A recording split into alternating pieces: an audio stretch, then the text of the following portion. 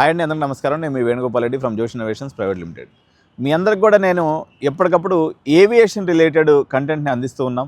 ఇందులో భాగంగా ఈరోజు ఏంటంటే ఒక అప్డేట్ అయితే ఉంది. తెలంగాణ రాష్ట్రానికి సంబంధించినటువంటి వరంగల్ ప్రాంతంలో ఈరోజు కొత్త ఎయిర్పోర్ట్ ప్రారంభానికి అయితే కేంద్రం పచ్చజెండా ఊపడం అనేది జరిగింది.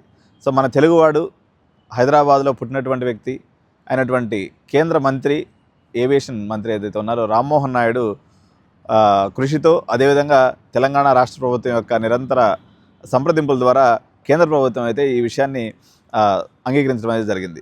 సో దీనికి సంబంధించినటువంటి అప్డేట్ మనం తీసుకున్నప్పుడు మనకి రామప్ప టెంపుల్ ఏదైతే ఉందో, రామప్ప టెంపుల్కి సంబంధించి యునెస్కో గుర్తింపు సందర్భంలో ప్రధాని మోడీని వాళ్ళ క్వశ్చన్ వేశారనమాట. యునెస్కో వాళ్ళు ఏమనంటే, మీకు వరంగల్కి ఎయిర్పోర్ట్ ఉందా, లేకపోతే ఈ విషయాన్ని పక్కన పెట్టేస్తా ఉన్నప్పుడు ప్రధాని వాళ్ళకి స్వయంగా మీకు తప్పనిసరిగా మేము మన ఎయిర్పోర్ట్ని అయితే మన వరంగల్లో ఏర్పాటు చేయడం అనేది చెప్తుందని చెప్పేసి వాళ్ళకి లిఖితపూర్వకంగా వాళ్ళకి ఇవ్వడం కూడా జరిగింది.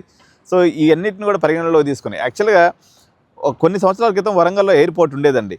ఏదైతే బిజినెస్లన్నీ కూడా సాఫ్ట్వేర్ ఇండస్ట్రీలన్నీ కూడా హైదరాబాద్లో కాన్సన్ట్రేట్ చేయడం వల్ల ఇప్పుడు మొత్తం కూడా ఆ వరంగల్ యొక్క ట్రాఫిక్ తగ్గిపోవడం, తద్వారా ఆ యొక్క ఎయిర్పోర్ట్ మూతపట్టడం అనేది జరిగింది. సో ఇప్పుడు దీనికి సంబంధించినటువంటి కథలకైతే క్లియర్గా కనిపిస్తుంది. మన రామ్మోహన్ నాయుడు గారు, అదేవిధంగా కిషన్ రెడ్డి ఎవరైతే ఉన్నారో కేంద్ర మంత్రి, వీళ్ళిద్దరు కూడా యోజన కేంద్ర బడ్జెట్ 25 మ్యాగజైన్ ఆవిష్కరిస్తున్నటువంటి సందర్భంలో ఈ యొక్క వ్యాఖ్యలు అయితే చేయడం జరిగింది.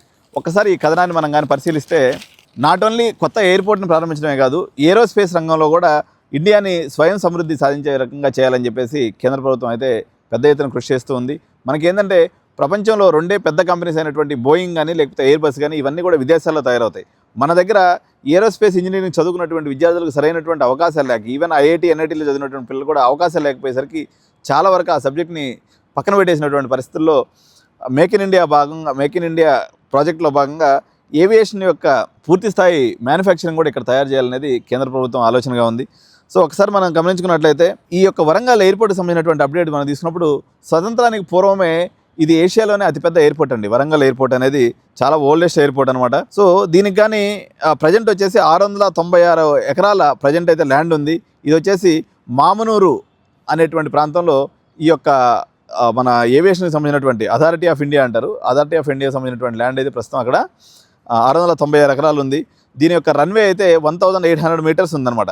ఎయిర్ బస్ లాంటి పెద్ద పెద్ద విమానాలు దిగాలంటే మాత్రం 2800 మీటర్స్ రన్వే అనేది అవసరం పడుతుంది.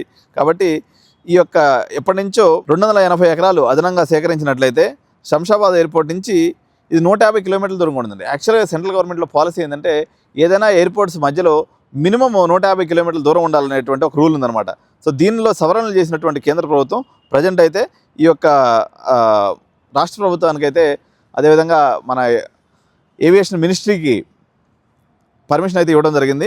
ఇది ఒక మన బ్రౌన్ ఫీల్డ్ ఎయిర్పోర్ట్గా మనకి రాబోయేటువంటి అవకాశం ఉంది ఈ యొక్క విమానాశ్రయం. మన వరంగల్ ఎయిర్పోర్ట్ అనేది 1981 వరకు మనకు ఆపరేషన్స్లో ఉండి దాని తర్వాత క్లోజ్ అయిపోయిందండి. కాబట్టి రెండు అప్డేట్స్, ఏవియేషన్ రంగంలో మ్యానుఫ్యాక్చరింగ్లో అభివృద్ధి చెందాలి అనే రకంగా మేక్ ఇన్ ఇండియాలో భాగంగా ఏరోస్పేస్కి సంబంధించినటువంటి మ్యానుఫ్యాక్చరింగ్ యూనిట్ పెట్టాలనేటువంటిది ఒక ఆలోచన అయితే, రెండోది వచ్చేసి వరంగల్ విషయం ఎయిర్పోర్ట్కి సంబంధించినటువంటి ఈవెన్ హైదరాబాద్కి సంబంధించిన 150 కిలోమీటర్లు లేనప్పటికీ దాని యొక్క చారిత్రక ప్రాశస్త్యం దృష్ట్యా అంతకుముందు వాళ్ళకి ఎయిర్పోర్ట్ ఉండి తర్వాత కాలంలో లేకుండా పోయింది. కాబట్టి అక్కడ ఉన్నటువంటి ప్రజలు కూడా, ఎందుకంటే రామప్ప ఆలయం ఏదైతే ఉందో నేను కూడా విజిట్ చేశాను, చాలా అద్భుతమైనటువంటి ఆలయం, అది చాలా చారిత్రకమైనటువంటి నేపథ్యం కలిగినటువంటి ఆలయం. కాబట్టి ఈ రకంగా టూరిస్టులను ఆకట్టుకోవాలనుకున్నా కానీ ఇవన్నీ కూడా ఉపయోగపడుతుంది. కాబట్టి వాళ్ళకి కానీ గవర్నమెంట్ కానీ ల్యాండ్ ఇచ్చినట్టయితే 2.5 సంవత్సరంలో ఎయిర్పోర్ట్ని నేను ఆపరేషన్లోకి తీసుకొస్తానని కేంద్ర మంత్రి రామ్మోహన్ నాయుడు అయితే ప్రకటించడం అయితే జరిగిందనమాట. సో బీటెక్, సిఎస్సి, ఏఎంఎల్ కన్నా మీరు పైలట్లు అయినా, ఏఎంఈ ఎయిర్క్రాఫ్ట్ మెయింటెనెన్స్ ఇంజనీరింగ్ అయినా, ఇప్పుడు గవర్నమెంట్ చెప్తున్న ప్రకారం ఏరోస్పేస్ ఇంజనీరింగ్ చదివినా మీకు ఉపాధి అవకాశాలు అయితే మెండుగా ఉన్నాయి. కాబట్టి మంచి కాలేజీల్లో, టాప్ కాలేజెస్లో మీరు ఇటువంటి బ్రాంచ్ కానీ వచ్చినప్పుడు తప్పకుండా చదివేదానికి ప్రయత్నం చేయండి.